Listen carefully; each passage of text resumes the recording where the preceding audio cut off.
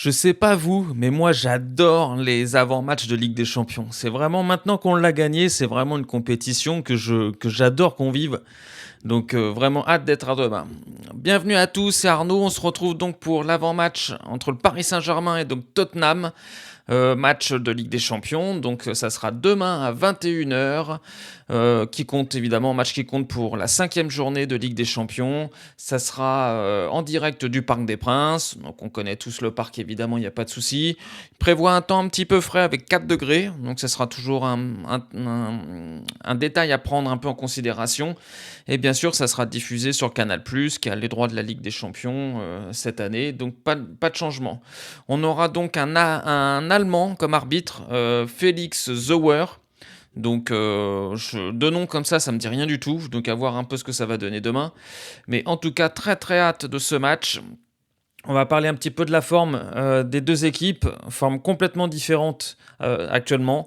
Donc le Paris Saint-Germain reste sur 3 victoires, 1 nul, 1 défaite sur ses 5 dernières rencontres, toutes compétitions confondues. Donc évidemment, match nul contre Lorient, défaite contre le Bayern, donc dernier match de la Ligue des Champions, et 3 victoires contre Nice 1-0, Lyon 3-2 et Le Havre donc samedi 3-0. Donc de son côté, Tottenham un peu plus difficile. Sur ses 5 dernières rencontres, il reste sur 1 victoire, 1 nul, 3 défaites. Et pas des petites défaites, c'est-à-dire qu'ils ont gagné contre Copenhague en Ligue des Champions, victoire un petit peu normale. Ils ont fait match nul contre Manchester United, 2-2. Ils ont perdu contre Newcastle 2-0, perdu contre Chelsea 1-0 et perdu ce week-end contre Arsenal 4-1. Donc Tottenham, on sent vraiment que contre les grosses équipes, ils sont en grosse difficulté. Donc évidemment, il faudra en profiter demain, c'est sûr. En plus, on les reçoit à domicile. Donc il n'y a pas de choix, hein. Demain, c'est victoire obligatoire. Il faut impérativement qu'on prenne les 3 points pour qu'on puisse se remettre bien dans le top 3 de la compétition. En sachant que, n'oubliez pas que demain, on a un Arsenal Bayern de Munich, donc qui sont les deux premières équipes du championnat Ligue des Champions, et donc forcément il va y avoir des plumes qui vont être laissées. Soit une défaite de l'une des deux équipes, soit un match nul, mais dans tous les cas, il y a forcément des points qui vont être perdus par l'un, par l'autre ou par les deux. Donc ça sera très intéressant pour nous de revenir sur ça. Si on regarde un petit peu le classement aujourd'hui, donc on a le Bayern de Munich qui est en tête avec 12 points, suivi d'Arsenal, l'Inter, 12 points également. Ces 3 équipes-là n'ont pas perdu encore depuis le début de la Ligue des Champions. Quatrième, on a Manchester City avec 10 points. 5e, le Paris Saint-Germain avec 9 points.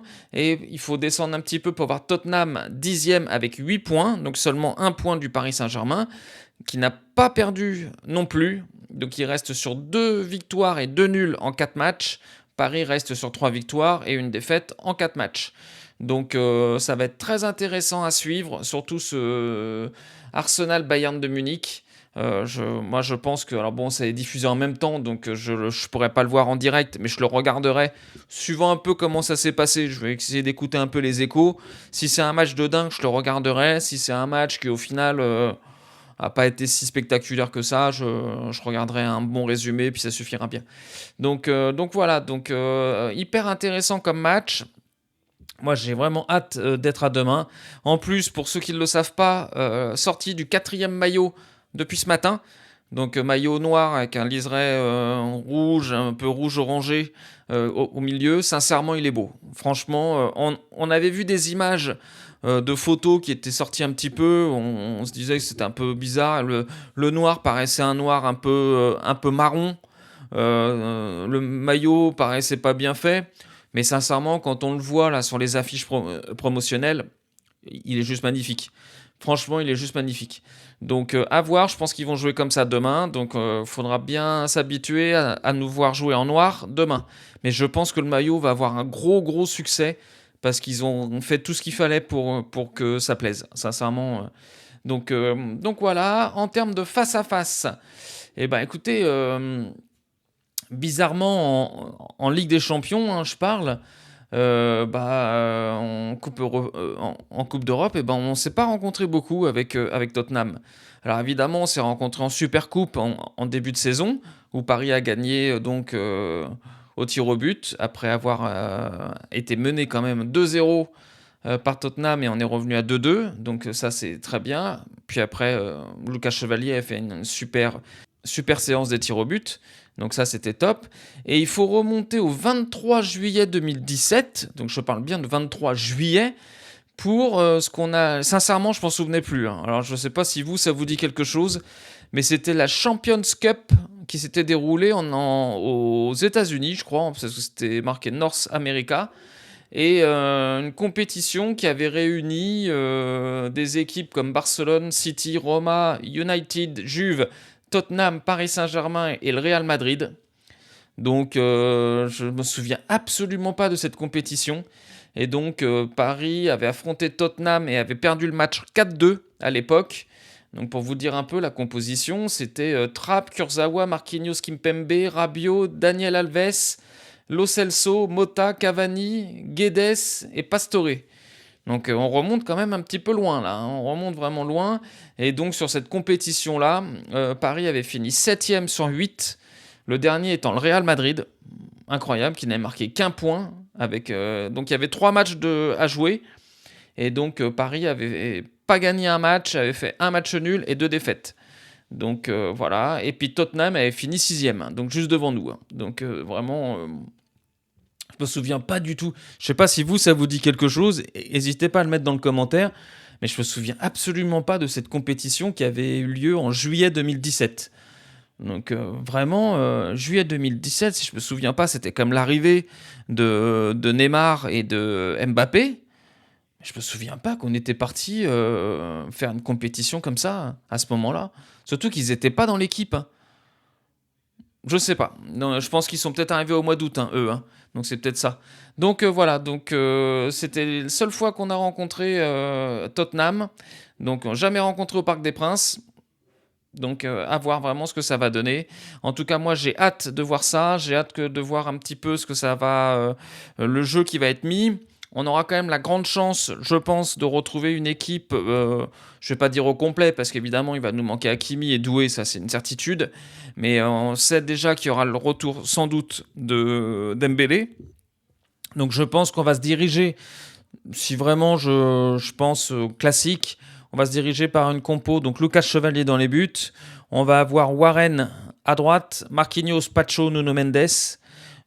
Le milieu classique avec Vitinha, Neves, Ruiz. Je pense que les deux seront là. Et devant, on va se diriger vers je verrais bien un Gvara, Mayulu, Barcola. Je pense que c'est vraiment sur cette compo-là qu'on va partir. Il y aura de la percussion pour prendre de vitesse, même si je pense sincèrement qu'on va avoir la balle. Ça, c'est une certitude. De toute façon, c'est très rare qu'on n'ait pas la balle. Donc, je pense vraiment qu'on va avoir la balle. Donc, il n'y aura pas beaucoup d'espace. Il faudra faire très attention à Tottenham en contre, parce qu'ils ont quand même des qualités de joueurs très vifs, très dynamiques, très explosifs pour les contres. Donc ça, il faudra vraiment faire très très attention et être bien précis sur ça. Mais sinon, moi je pense vraiment qu'on a toutes les armes pour gagner. En termes de physique, on va quand même beaucoup mieux depuis quelques temps. Le coach a plutôt bien géré, je trouve, le dernier match en faisant sortir Vitinha à la 60e, je crois. Un truc comme ça, 60, 70e. Donc je trouve ça très bien pour le laisser un peu souffler. On sera au parc. Donc il y aura tout le public derrière. Donc ça sera vraiment à nous de montrer un petit peu qu'on est de retour. Et évidemment, il manquera Hakimi qui lui sera pas de retour. Ils espèrent avant Noël, mais sincèrement, j'y crois pas.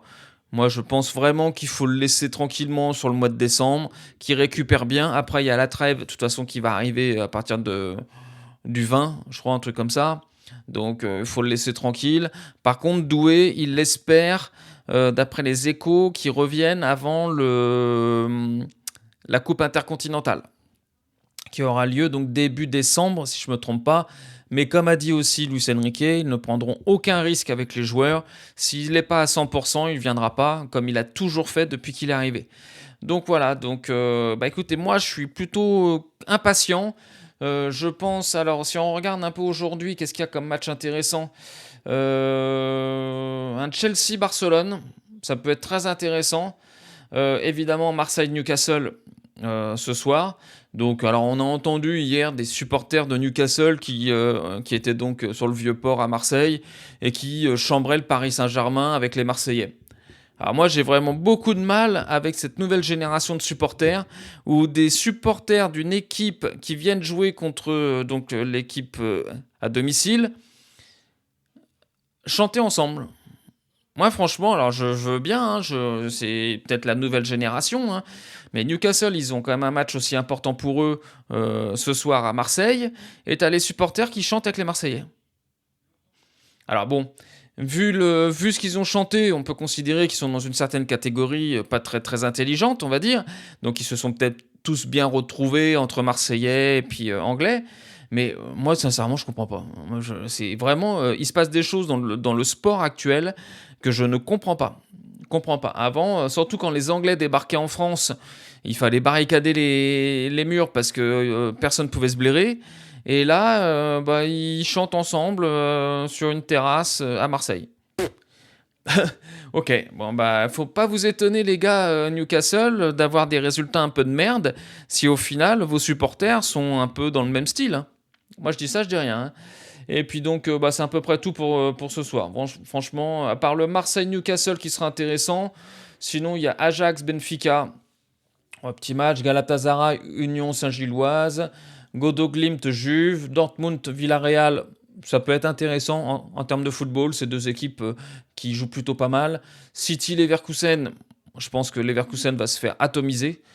Prague contre l'Athletic Club, sincèrement, je vois bien un bon score nul sur ce genre de truc. Et le Napoli contre Karabag, à voir. Mais bon, franchement, je suis pas. C'est pas la journée vraiment qui m'emballe. Alors que demain, on a donc un Monaco qui joue contre le Pafos. Donc victoire impérative à Monaco, hein. Arsenal, Bayern de Munich, Atlético Madrid, Inter de Milan. Très intéressant. Liverpool, PSV. Et puis un PSG Tottenham. Ok, donc bon, trois gros matchs demain, sincèrement, entre Arsenal, Bayern et Atlético Madrid, Inter. Avec le Paris Tottenham, c'est quand même très très costaud. Donc voilà, bah écoutez, on a fait un petit peu le tour de l'avant-match. Donc dites-moi un peu dans quel sentiment vous êtes, si vous êtes excité, si vous avez peur, si ça vous donne envie de voir le match, si vous redoutez des choses. Donc n'hésitez pas à faire partager, et puis on essaye d'en discuter un peu, il n'y a pas de problème. Donc je vous laisse à tous, bon après-midi, bon match pour ceux qui regardent les matchs de ce soir, et puis on se retrouve demain après le match pour le débriefing. Ciao ciao.